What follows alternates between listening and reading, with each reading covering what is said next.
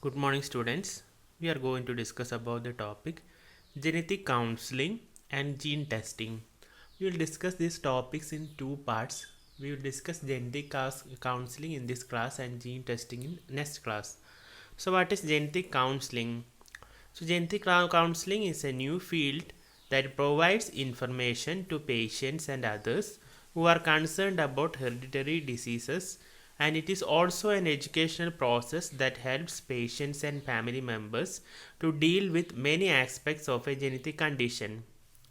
So, genetic counseling is a new field of science, and its purpose is to provide information to patients and others who are concerned about the genetic diseases or hereditary genetic diseases, and it performs an educational process that helps patient and family members to deal with the many aspects of their genetic condition.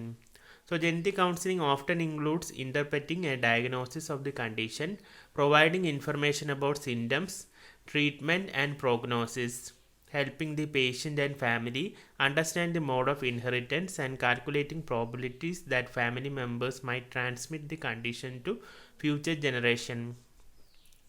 So, the purpose of genetic counseling or the work of genetic counseling includes interpreting the diagnosis of a genetic condition, then provide the information about the symptoms that may appear as a result of that genetic condition, treatment of that genetic disease, the prognosis of the genetic disease, and helping the patient and family the understanding the mode of inheritance, and calculate the probabilities that these deceased family members will transmit the genetic diseases to future generation. അപ്പം നമ്മളിന്ന് discuss ചെയ്യാൻ പോകുന്നത് genetic കൗൺസിലിങ്ങിനെ കുറിച്ചാണ്. ഇപ്പോൾ gene testing നമ്മൾ അടുത്ത ക്ലാസ്സിലാണ് discuss ചെയ്യുക. ഇപ്പോൾ ജെനറ്റിക് കൗൺസിലിംഗ് എന്ന് വെച്ചാൽ എന്താണ്? ജെനറ്റിക് കൗൺസിലിംഗ് എന്ന് പറഞ്ഞാൽ ഒരു പുതിയ ഫീൽഡ് ഓഫ് സയൻസ് ആണ്. അതിൻ്റെ ഫങ്ഷൻ എന്താണ്? അതിൻ്റെ ഫങ്ഷൻസ് ആണ് അത് പേഷ്യൻസിന് ഇൻഫർമേഷൻ പ്രൊവൈഡ് ചെയ്യുക. അതായത് അവരുടെ ജെനറ്റിക് ഡിസീസസിനെ കുറിച്ചുള്ള ഇൻഫർമേഷൻ പ്രൊവൈഡ് ചെയ്യുക. അപ്പോൾ ജെനറ്റിക് ഡിസീസസ് ഉള്ള പേഷ്യൻസ് ഉണ്ടാവും. അപ്പോൾ ആ ജെനറ്റിക് ഡിസീസസ് ഉള്ള പേഷ്യൻസിന് ആ ജെനറ്റിക് ഡിസീസസിനെ കുറിച്ചുള്ള ഇൻഫർമേഷൻസ് പ്രൊവൈഡ് ചെയ്യുക. അത് മാത്രമല്ല, അവരുടെ ഫാമിലി പേഷ്യൻറ്റും അവരുടെ ഫാമിലി മെമ്പേഴ്സിനും ഈ ജെനറ്റിക് ഡിസീസ് ഡീൽ ചെയ്യുന്നതിൽ അവരെ ഹെൽപ്പ് ചെയ്യുക. അപ്പോൾ ജെനറ്റിക് കൗൺസിലിങ്ങിൻ്റെ എന്താണ് ജെനറ്റിക് കൗൺസിലിംഗ്? ജെനറ്റിക് കൗൺസിലിംഗ് എന്ന് പറഞ്ഞാൽ ഒരു പുതിയ ഫീൽഡ് ഓഫ് സയൻസ് ആണ്. അത് ജെനറ്റിക് ഡിസീസസ് വന്ന ആൾക്കാർക്ക് ഇൻഫർമേഷൻ പ്രൊവൈഡ് ചെയ്യലാണ് അതിൻ്റെ മെയിൻ പർപ്പസ് എന്ന് പറയുന്നത്. അത് മാത്രമല്ല, അവർ ആ പേഷ്യൻസിൻ്റെയും ജെനറ്റിക് ഡിസീസ് വന്ന പേഷ്യൻസിൻ്റെയും അവരുടെ ഫാമിലിക്കും ആ ജെനറ്റിക് ഡിസീസസ് എങ്ങനെ ഡീൽ ചെയ്യണം എന്നതിനെ കുറിച്ചുള്ള ഡീറ്റെയിൽസ് അല്ലെങ്കിൽ ഹെൽപ്പ് കൊടുക്കുന്ന പർപ്പസാണ് ജെനറ്റിക് കൗൺസിലിംഗ്. ഇപ്പോൾ മെയിൻലി ജെനറ്റിക് ഡിസീസസ് വന്ന പേഷ്യൻസിന് ഇൻഫർമേഷൻ പ്രൊവൈഡ് ചെയ്യലും പിന്നെ അവരുടെ ഫാമിലീനെ സപ്പോർട്ട് ചെയ്യലുമാണ് ജെനറ്റിക് കൗൺസിലിംഗ് കൊണ്ട് മീൻ ചെയ്യുന്നത്. ഇപ്പോൾ ജെനറ്റിക് കൗൺസിലിങ്ങിൽ ചില കാര്യങ്ങൾ ചെയ്യുന്നുണ്ട്. അപ്പോൾ എന്തൊക്കെ കാര്യങ്ങളാണ് ജെനറ്റിക് കൗൺസിലിങ്ങിൽ ചെയ്യുന്നത്? ഒന്നാമത്തത്, ആ ജെനറ്റിക് ഡിസീസസിൻ്റെ ഡയഗ്നോസിസിന് വേണ്ടിയിട്ട് ജെനറ്റിക് കൗൺസിലേഴ്സ് ഹെൽപ്പ് ചെയ്യും. നെക്സ്റ്റ്, ആ ഡിസീസസ് കണ്ടെത്തി കഴിഞ്ഞാൽ ആ ജെനറ്റിക് ഡിസീസസിന് എന്തൊക്കെ സിംറ്റംസ് അല്ലെങ്കിൽ എന്തൊക്കെ ലക്ഷണങ്ങൾ ഉണ്ടാവുമെന്ന് ഈ ജെനറ്റിക് കൗൺസിലർ ആ പേഷ്യൻറ്റിനെയും ഫാമിലീനെയും അറിയിക്കും. ഇനി ആ ജെനറ്റിക് ഡിസീസ് വന്നു കഴിഞ്ഞാൽ അതിൻ്റെ ട്രീറ്റ്മെൻറ്റിന് വേണ്ടിയിട്ട് ഈ ജെനറ്റിക് കൗൺസിലേഴ്സ് ഹെൽപ്പ് ചെയ്യും. പിന്നെ അത് മാത്രമല്ല, ഈ ജെനറ്റിക് കൗൺസിലേഴ്സ് എന്ത് ചെയ്യും? ഫ്യൂച്ചർ ജനറേഷനിലേക്ക് ഈ ജെനറ്റിക് ഡിസീസസ് വരാനുള്ള ചാൻസ് കാൽക്കുലേറ്റ് ചെയ്ത് കൊടുക്കും. അപ്പോൾ ചില ജെനറ്റിക് ഡിസീസസ് എന്താണ്?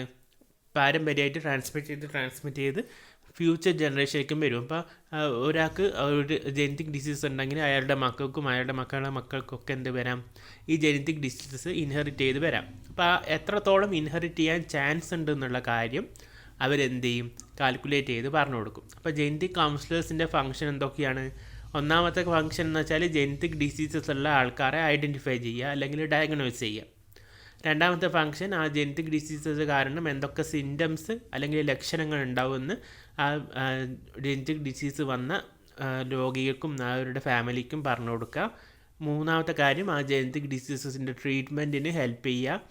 പിന്നെ ഫ്യൂച്ചർ ജനറേഷനിൽ ഈ ജെനറ്റിക് ഡിസീസസ് എത്രത്തോളം വരാമെന്നുള്ളതിൻ്റെ പ്രോബബിലിറ്റി അല്ലെങ്കിൽ ചാൻസ് കാൽക്കുലേറ്റ് ചെയ്ത് പറഞ്ഞു കൊടുക്കുക. അപ്പോൾ ഇതാണ് ജെനറ്റിക് കൗൺസിലിംഗ് എന്ന് പറഞ്ഞാൽ. So A good genetic counselling also provide information about the reproductive options that are available to those at the risk of the disease. So finally, the genetic counseling tries to help the patient and family cope with the psychological and physical stress that may be associated with their disorder. Clearly, all of these considerations cannot be handled by a single person, so most genetic counseling is done by a team that include counselors, physicians, medical geneticists, and laboratory personnel. So, a good genetic counseling should provide information and about the reproductive option that can be adopted for overcoming the problem of inheritance of genetic diseases. അപ്പോൾ നല്ലൊരു genetic കൗൺസിലിങ്ങിൻ്റെ character എന്തായിരിക്കണം? അവർ എന്ത് ചെയ്യണം? ഒരു reproductive option അവർക്ക് കൊടുക്കണം. അതായത് ഈ ജെനറ്റിക് ഡിസീസ് ഭാവി ജനറേഷനിലേക്ക് ട്രാൻസ്മിറ്റ് ചെയ്യുന്നത് തടയാൻ വേണ്ടിയിട്ടുള്ള ഒരു റീപ്രൊഡക്റ്റീവ് ഓപ്ഷൻ അവർക്ക് കൊടുക്കണം. ഇപ്പോൾ ഇൻവിട്രോ ഫെർട്ടിലൈസേഷൻ അങ്ങനത്തെ കുറേ ഓപ്ഷൻസ് ഒക്കെ ഇല്ലേ. അപ്പോൾ അതൊക്കെ ട്രൈ ചെയ്തിട്ട് നമുക്ക് എന്ത് ചെയ്യാൻ പറ്റും? ഈ ജെനറ്റിക് ഡിസീസസ് ഭാവി ജനറേഷനിലേക്ക് ട്രാൻസ്മിറ്റ് ചെയ്യുന്നത് തടയാൻ പറ്റും. അപ്പോൾ അങ്ങനത്തെ ഓപ്ഷൻസ്, അങ്ങനത്തെ റീപ്രൊഡക്റ്റീവ് ഓപ്ഷൻസ് പ്രൊവൈഡ് ചെയ്ത് കൊടുക്കണം നല്ലൊരു ജെനറ്റിക് കൗൺസിലിംഗ്. ഇപ്പോൾ നല്ലൊരു ജെനറ്റിക് കൗൺസിലിങ്ങിൻ്റെ വേറൊരു ഫംഗ്ഷനാണ് എന്ത്? ഈ ഭാവി ജനറേഷനിലേക്ക്, അതായത് ഫ്യൂച്ചർ ജനറേഷൻസിലേക്ക് ഈ ജെനറ്റിക് ഡിസീസസ് ട്രാൻസ്മിറ്റ് ചെയ്യുന്നത് പ്രിവെൻറ്റ് ചെയ്യാൻ വേണ്ടിയിട്ടുള്ള റീപ്രൊഡക്റ്റീവ് ഓപ്ഷൻസ് പ്രൊവൈഡ് ചെയ്യുക. അതുമാത്രമല്ല, ജെനറ്റിക് കൗൺസിലേഴ്സ് എന്ത് ചെയ്യണം? ഈ ജെനറ്റിക് ഡിസീസ് വന്ന പേഷ്യൻറ്റിൻ്റെയും ഫാമിലി എന്തായിരിക്കും, അവർക്ക് നല്ല സ്ട്രെസ് ഉണ്ടാവും. അതായത് അവർക്ക് ടെൻഷൻ ഉണ്ടാവും, ഫിസിക്കൽ സ്ട്രെസ് ഉണ്ടാവും, പിന്നെ സൈക്കോളജിക്കലി അവർ ഡൗൺ ആയിരിക്കും. അപ്പോൾ അവർക്ക് വേണ്ട ഹെൽപ്പൊക്കെ പ്രൊവൈഡ് ചെയ്യലാണ് അടുത്ത അവരുടെ ഫങ്ഷൻ. ഇപ്പോൾ ജെനറ്റിക് കൗൺസിലേഴ്സിൻ്റെ വേറെ 2 ഫങ്ഷൻസ് ആണ് എന്തൊക്കെ?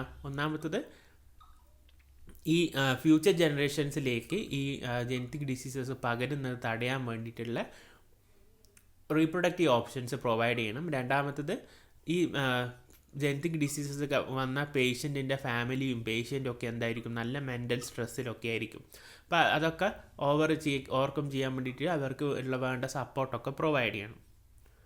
അപ്പോൾ ജെനറ്റിക് കൗൺസിലിംഗ് എന്ന് വെച്ചാൽ ഒരാൾക്ക് മാത്രം പെർഫോം ചെയ്യാൻ പറ്റുന്ന ഒരു കാര്യമല്ല. അപ്പോൾ ഒരാൾക്ക് തന്നെ ഈ എല്ലാ കാര്യങ്ങളും അല്ലെങ്കിൽ എല്ലാ ഫങ്ഷൻസും ഒരുമിച്ച് പെർഫോം ചെയ്യാൻ പറ്റില്ല. അപ്പോൾ ഇത് ജെനറ്റിക് കൗൺസിലിംഗ് എന്ന് പറഞ്ഞാൽ ഒരു ടീമായിരിക്കും.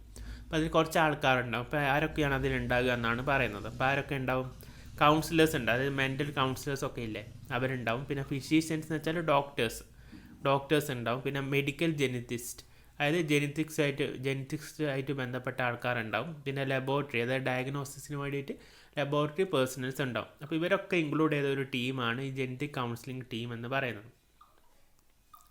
So the genetic counseling usually begins with a diagnosis of the condition on the basis of a physical examination, biochemical test, chromosome analysis, family history, and other information. By performing this, a physician determines the cause of the condition. An accurate diagnosis is critical because treatment and the probability of passing off on the condition may vary depending on the diagnosis. So when the nature of the condition is known, a genetic counselor sit down with the patient and other family members and explain the diagnosis. A family pedigree may be constructed and the probability of transmitting the condition to future generation can be calculated for different family members.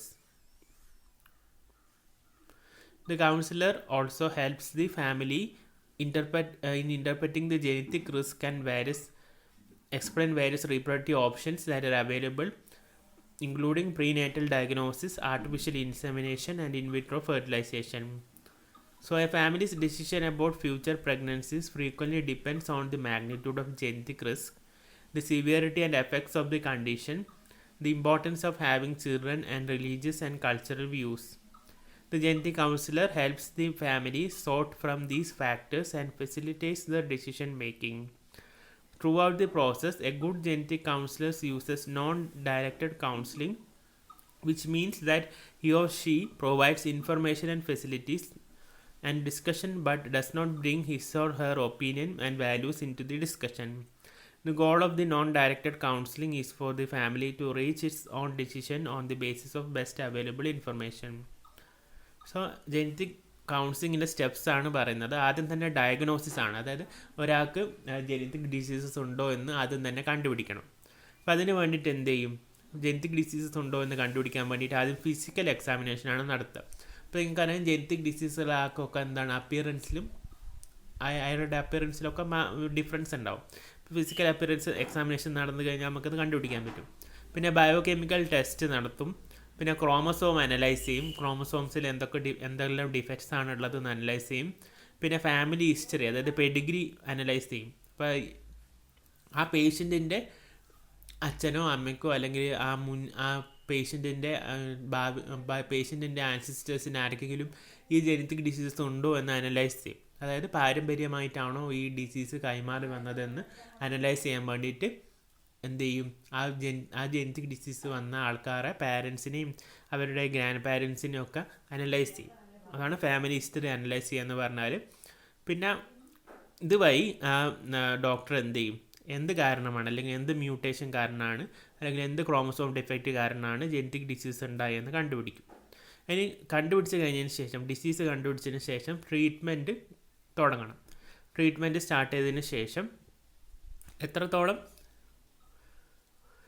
ഈ condition future ജനറേഷൻസിലേക്ക് pass ചെയ്യുന്നത് കണ്ടുപിടിക്കണം. അപ്പോൾ ഇതിന് വേണ്ടിയിട്ട് എന്ത് ചെയ്യും, അവരുടെ family members, councillor എന്ത് ചെയ്യും, അവരുടെ പേഷ്യൻറ്റും അവരുടെ ഫാമിലി മെമ്പേഴ്സായിട്ട് ഒരു സിറ്റിങ്സ് നടത്തും. അല്ലെങ്കിൽ അവരുമായിട്ട് ഡിസ്കഷൻ നടത്തിയിട്ട് ഒരു ഫാമിലി പെഡിഗ്രി കൺസ്ട്രക്ട് ചെയ്യും.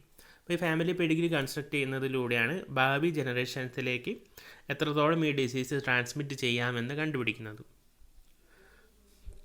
ഇത് മാത്രമല്ല, ഈ ജനറ്റിക് കൗൺസിലർ എന്ത് ചെയ്യണം, ഈ ഫ്യൂച്ചർ ജനറേഷൻസിലേക്ക് ഈ ഡിസീസ് പാസ് ചെയ്യുന്നത് പ്രിവെൻറ്റ് ചെയ്യാൻ വേണ്ടിയിട്ടുള്ള റീപ്രൊഡക്റ്റീവ് ഓപ്ഷൻസ് പ്രൊവൈഡ് ചെയ്യണം. അതായത് ആർട്ടിഫിഷ്യൽ ഇൻസെമിനേഷനോ അല്ലെങ്കിൽ പ്രീ നാറ്റൽ ഡയഗ്നോസിസോ അല്ലെങ്കിൽ ഇൻവിട്രോ ഫെർട്ടിലൈസേഷനോ അങ്ങനത്തെ ടെക്നിക്സിലൂടെ ഭാവി തലമുറയിലേക്ക് ഈ ഡിസീസ് ട്രാൻസ്മിറ്റ് ചെയ്യുന്നത് പ്രിവെൻറ്റ് ചെയ്യാൻ പറ്റും. അപ്പം ഇങ്ങനത്തെ ഓപ്ഷൻസ് ഈ ജനറ്റിക് കൗൺസിലേഴ്സ് ഫാമിലിയായിട്ട് ഡിസ്കസ് ചെയ്യേണ്ടതാണ്. ഇത് മാത്രമല്ല, ഈ ജനറ്റിക് ഡിസീസുള്ള ആൾക്ക് കുട്ടികൾ വേണമെന്ന് തീരുമാനിക്കുന്നത് ഈ ജനറ്റിക് റിസ്കിൻ്റെ മാഗ്നിറ്റ്യൂഡിനനുസരിച്ചാണ്. അപ്പോൾ അയാൾക്കുള്ള രോഗത്തിൻ്റെ തീവ്രത, അപ്പോൾ അയാൾക്ക് എത്രത്തോളം രോഗം വന്നിട്ടുണ്ട്, പിന്നെ അതിൻ്റെ സിവിയറിറ്റി, അതിൻ്റെയൊക്കെ ബേസിസിലാണ് ഇയാൾക്ക് ഇനി കുട്ടികൾ വേണോ വേണ്ടിയോ എന്ന് തീരുമാനിക്കുന്നത് ജനറ്റിക് കൗൺസിലേഴ്സ്. ഇപ്പോൾ ജനറ്റിക് കൗൺസിലർ ഫാമിലിയായിട്ട് ഡിസ്കസ് ചെയ്യുമ്പോൾ ഇമ്പോർട്ടൻ്റ് ആയിട്ടുള്ള കാര്യം എന്താണെന്ന് വെച്ചാൽ, ഒരിക്കലും ജനറ്റിക് കൗൺസിലർ അയാളുടെ ഒപ്പീനിയൻ ഫാമിലിയുടെ മേലിൽ അടിച്ചേൽപ്പിക്കാൻ പാടില്ല. അതായത് ഫാമിലീൻ്റെ ഒപ്പീനിയൻസിലാണ് കൂടുതൽ ഇമ്പോർട്ടൻസ് കൊടുക്കേണ്ടത്. അയാളുടെ ഒപ്പീനിയൻസ് ഒരിക്കലും അവരുടെ മേലെ അടിച്ചേൽപ്പിക്കാൻ പാടില്ല. അപ്പോൾ ജനറ്റിക് കൗൺസിലിങ്ങിൻ്റെ സ്റ്റെപ്സ് എന്താണ്, ആദ്യം തന്നെ ഡിസീസ് വന്ന ആളെ ഡയഗ്നൈസ് ചെയ്യണം. അപ്പോൾ ജനറ്റിക് ഡിസീസ് ഉള്ള ആളെ ഡയഗ്നൈസ് ചെയ്യാൻ വേണ്ടിയിട്ട് ആദ്യം തന്നെ അയാളുടെ ഫിസിക്കൽ അപ്പിയറൻസ് അല്ലെങ്കിൽ ഫിസിക്കൽ എക്സാമിനേഷൻ നടത്തും. പിന്നെ ബയോകെമിക്കൽ ടെസ്റ്റും പിന്നെ ക്രോമസോം അനാലിസിസും ഒക്കെ നടത്തും. അപ്പോൾ ഈ ക്രോമസോം അനാലിസിസും ഒക്കെ നടത്തി അയാൾക്ക് ഡിസീസ് ഉണ്ടെന്ന് കണ്ടുപിടിച്ച് കഴിഞ്ഞാൽ ട്രീറ്റ്മെൻറ്റ് സ്റ്റാർട്ട് ചെയ്യണം. പിന്നെ പേഷ്യൻറ്റിൻ്റെ ഫാമിലിയായിട്ടും പേഷ്യൻ്റായിട്ട് ഡിസ്കസ് ചെയ്തിട്ട് എത്രത്തോളം ഈ രോഗം ഫ്യൂച്ചർ ജനറേഷൻസിലേക്ക് വരാനുള്ള ചാൻസ് ഉണ്ടെന്ന് കണ്ടുപിടിക്കണം. അതിന് വേണ്ടിയിട്ട് അവർ ഫാമിലി പെഡിഗ്രി കൺസ്ട്രക്ട് ചെയ്യണം.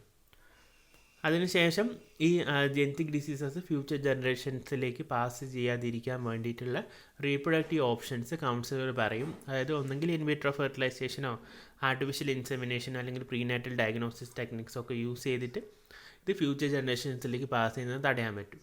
പിന്നെ ആ ജനറ്റിക് ഡിസീസ് വന്ന ആൾക്ക് ഭാവിയിൽ കുട്ടികൾ വേണോ വേണ്ടിയോ എന്ന് തീരുമാനിക്കുന്നത് ആ ജനറ്റിക് ഡിസീസസിൻ്റെ സിവിയാരിറ്റി അനുസരിച്ചിട്ടാണ്. പിന്നെ ഒരു ഡിസ്കഷൻ്റെ സമയത്ത്, അതായത് ഫാമിലി മെമ്പേഴ്സും പേഷ്യൻറ്റുമായിട്ട് ജനറ്റിക് കൗൺസിലർ ഡിസ്കസ് ചെയ്യുന്ന സമയത്ത് ഒരിക്കലും അയാളുടെ ഒപ്പീനിയൻസ് ഫാമിലി മെമ്പേഴ്സിൻ്റെ മേലിലേക്ക് അടിച്ചേൽപ്പിക്കാൻ പാടുള്ളതല്ല. അതായത് ഏറ്റവും ഇമ്പോർട്ടൻസ് കൊടുക്കേണ്ടത് ഫാമിലി മെമ്പേഴ്സിൻ്റെ ഒപ്പീനിയൻസിനാണ് genetic councillor.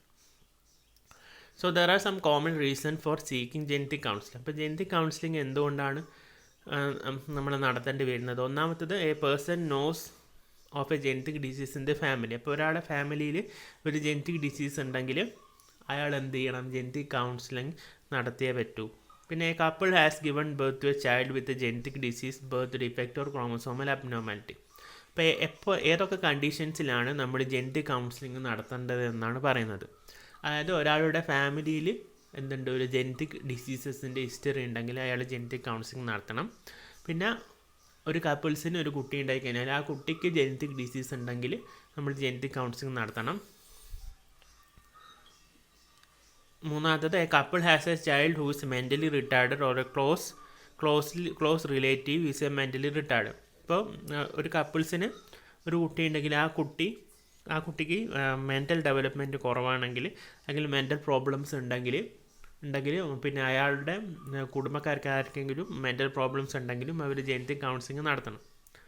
Four an older woman becomes pregnant or wants to become pregnant and there is disagreement about the age at which a prospective mother who has no other risk factor should seek genetic counseling, and many experts suggest that any prospective mother age 35 or older should seek genetic counseling.